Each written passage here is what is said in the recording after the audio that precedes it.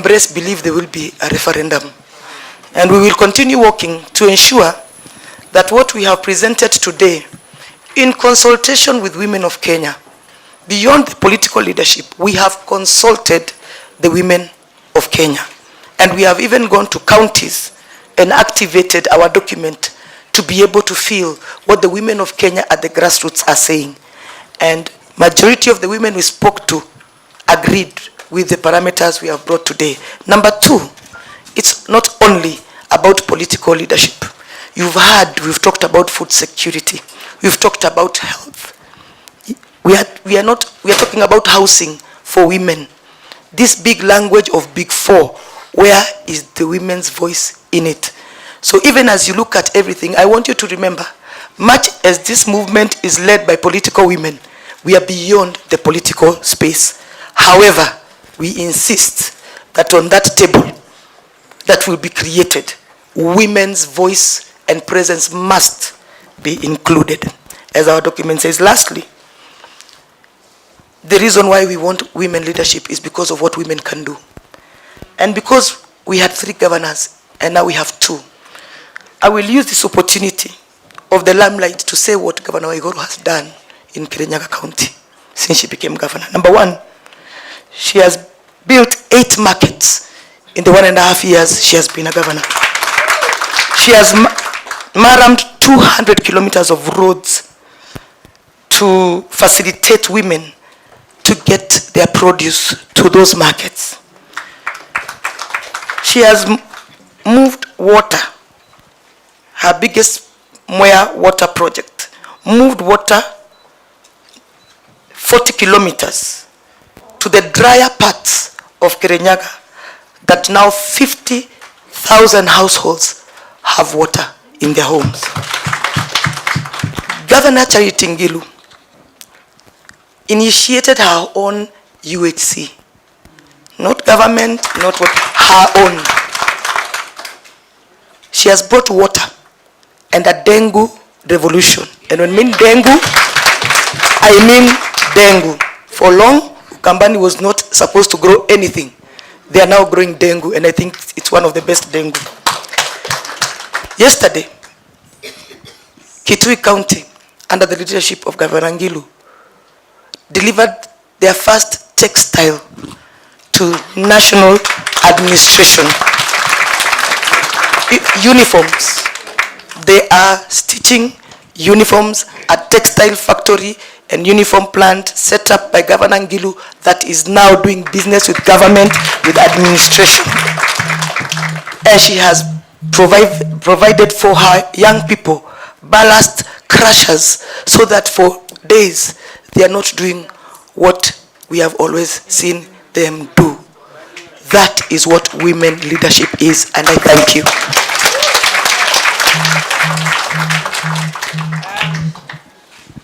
Thank you, our cast. Women power. Women power.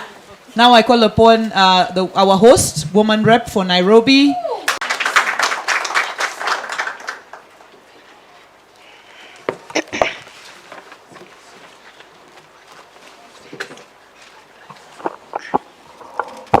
Chair of the BBI and all the members of the BBI, I will share the portion on the inclusivity in the legislature at the national and county levels.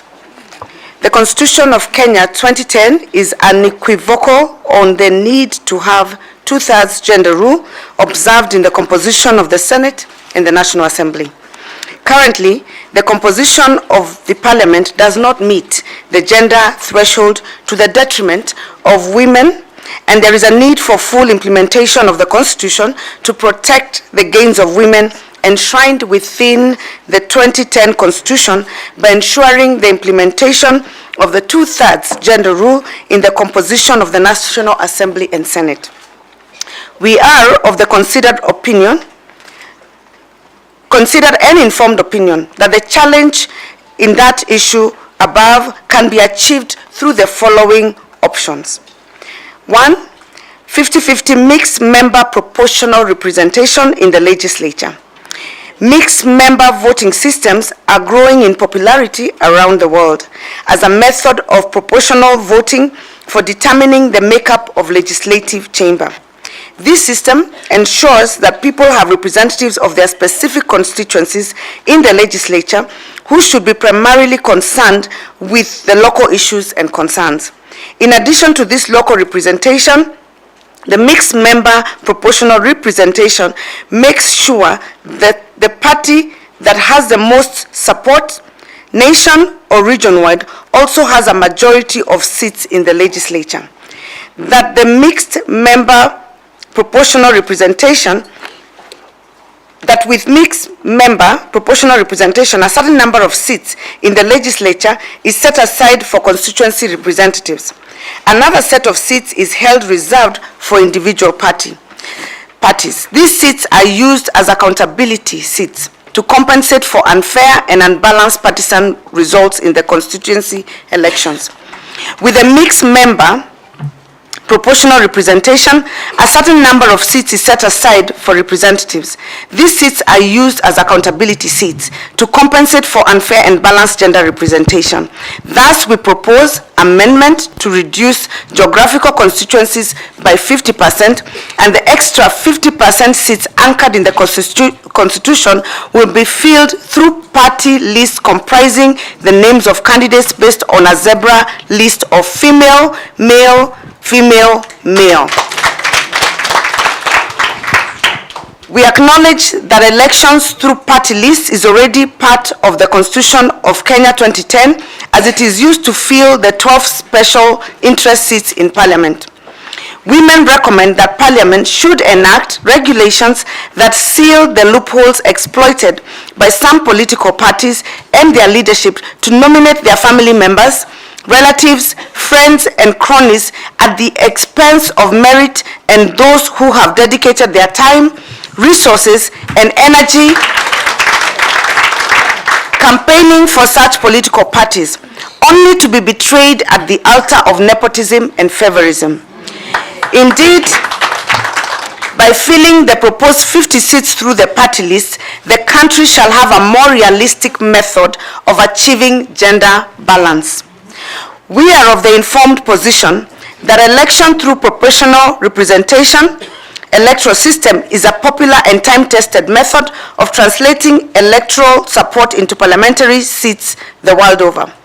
We observe that under the proportional representation electoral system, a list is presented to the Electoral Commission before the general election date, and once the results are known, the targeted seats are allocated to the parties and filled in proportion to the member of the seats garnered.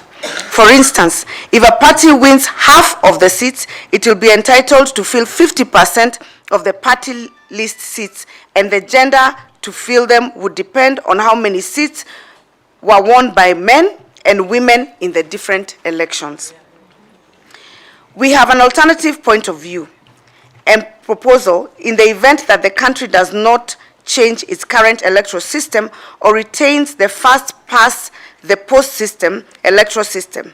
Then, the presidential candidate with the second greatest number of votes in the general election or runoff and running mate to become the leader of the Senate and the National Assembly, respectively. There should be direct election of Senate, retaining 16 seats for women and 4 for special interest seats. Delegation vote to be with elected senator, but in consultation with the county delegation. The nominated, that is mostly women, senators, to be given power to vote in matters of national interest and not to be caged or curtailed by their nominating authorities in the name of unquestionable loyalty to the political party.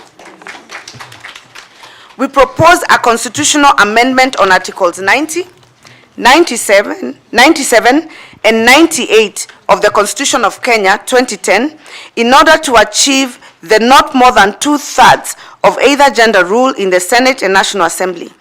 This can be easily achieved by importing the constitutional formula in Article 177(1)(b) and 2, which provide that a county assembly consists of the number of special seat members necessary to ensure that not more than 2/3 of the membership of the assembly is of the same gender, and 2, the members contemplated in clause 1B shall in each case be nominated by political parties in proportion to the seats received in that election in that county by each political party under paragraph A in accordance with Article 90.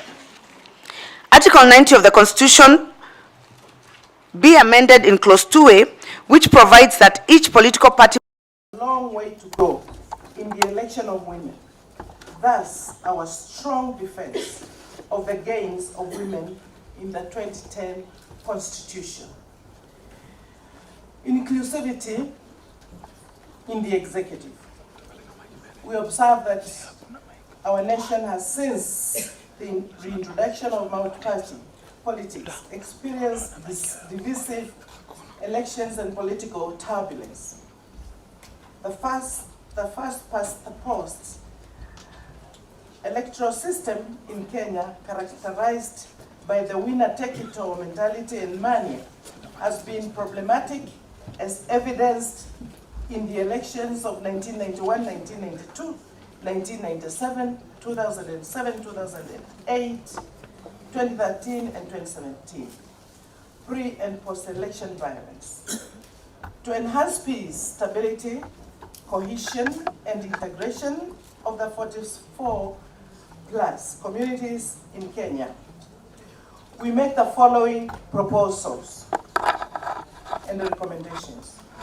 Number 1, the expansion of the presidency and executive with more seats at the top to provide for president, deputy president, prime minister, and 2 deputy prime ministers through amendment of chapter 9 of the Constitution of Kenya 2010 to provide for functions, swearing in, removal, remuneration, and the benefits of the prime minister and the 2 deputy prime ministers.